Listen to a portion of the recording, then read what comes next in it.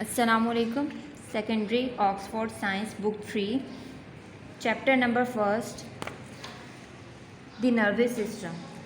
Nervous system को समझने से पहले हम ध्यान देख लेते हैं कि हमने अपनी कॉपी का स्टार्ट कैसे लेना है। फर्स्ट पेज जैसे आपका सिलेबस होगा, first term, final term, then उसके बाद 2 पेजेस पर हम अपना फर्स्ट टर्म का इंडेक्स बनाएंगे। इंडेक्स बनाने के बाद उसके लिए 2 पेजेस हमने फर्स्ट टर्म के लिए छोड़ दिए। टाइटल पेज हमारे पास बनेगा chapter number 1 the nervous system, और नर्वस सिस्टम में जो जो चीज़ें हम डिस्कस करेंगे हम उनको यहाँ पे हाईलाइट कर देंगे ताकि आगे जाकर हमें टॉपिक में प्रॉब्लम ना हो। नर्वस सिस्टम को स्टडी करने से पहले हम उसका इंट्रोडक्शन देखेंगे कि नर्वस सिस्टम बेसिकली होता क्या है। नर्वस सिस्टम क्या है? नर्वस सिस्टम एक कॉम्प्लेक्स नेटवर्क होता है नर्व्स का हमारी बॉडी में, जो कि मैसेजेस को ब्रेन और स्पाइनल कॉर्ड तक पहुंचाता है जिस्म के हर हिस्से से।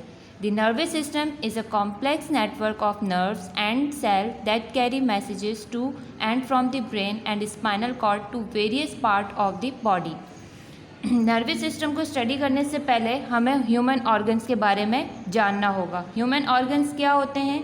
Human organs are group of organs के ग्रुप होते हैं। अब उनके डिफरेंट फंक्शंस होते हैं, लेकिन एग्जाम्पल हम nervous system human organ system को देखें तो हमारे पास ह्यूमन ऑर्गन सिस्टम में नर्वस सिस्टम आएगा। नर्वस सिस्टम में क्या क्या चीज़ें इंक्लूड होती हैं? Human brain, spinal cord, nerves.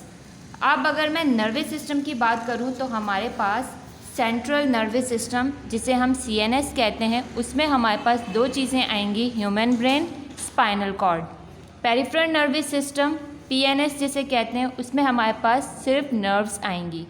Central nervous system का फंक्शन क्या होता है? सेंट्रल नर्वस सिस्टम जो है वो सेंस ऑर्गन से रिलेटेड होता है, जो कि सेंस करता है ऑर्गन्स को। For example eyes, nose, tongue, skin, ये चीज़ें क्या कर रही हैं? ये सेंस करके मैसेजेस को सेंट्रल नर्वस सिस्टम, जो कि हमारी बॉडी का कंट्रोल सेंटर है, ह्यूमन ब्रेन, उस तक पहुंचाएंगे।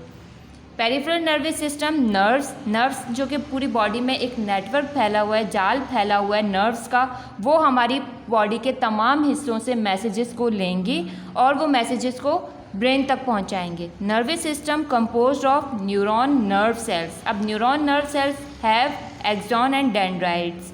एक्सॉन क्या करता है? हमारे पास axon work as a electrochemically work कर रहा होता है। और सेल, जैसे कि हम जानते हैं, cell is a basic structural and functional unit of life.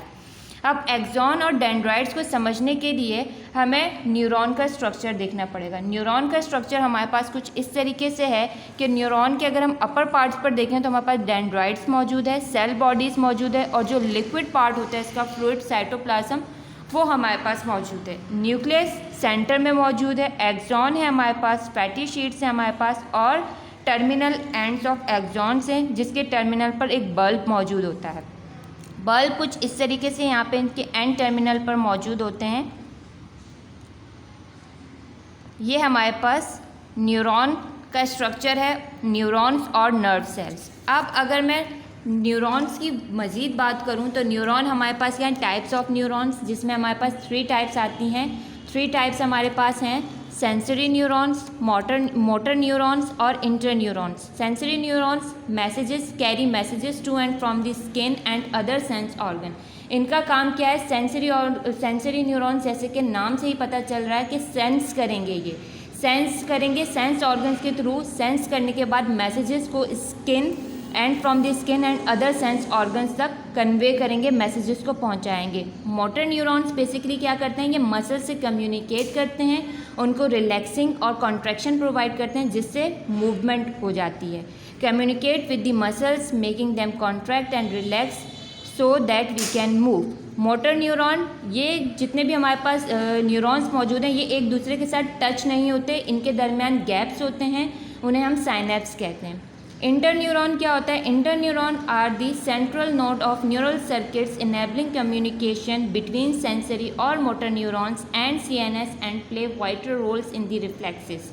ये क्या कर रहे हैं कि ये ये कम्युनिकेशन होती है बिटवीन मोटर न्यूरॉन और सीएनएस सेंट्रल नर्वस सिस्टम के दरमियान, और इनका जो वाइटल रोल है वो रिफ्लेक्सेस प्ले कर रहे हैं, ये इनका वाइटल रोल होता है। आई होप कि आप लोगों को ये सब चीज़ें समझ आ गई होंगी। जिस तरीके से ये कॉपी में वर्क हुआ है फ्लो डायग्राम की फॉर्म में, मैंने आप लोगों को जो चीज़ें बताई हैं, जिस तरीके से न्यूरॉन का स्ट्रक्चर बताया है, एज इट इज़ आप लोगों ने कॉपी में वैसे ही वर्क करना है। इसकी जो टाइप्स हैं इनको देख लेना है, और ये सारा work as it is copy में होगा जैसे आपको गाइड किया। अल्लाह हाफिज़।